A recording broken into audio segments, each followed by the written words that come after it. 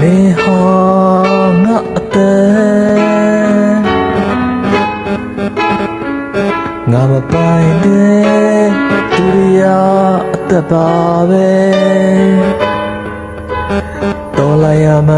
မသိနိုင်ဒါဟာငါမဟုတ်မင်းတို့ငါမဲ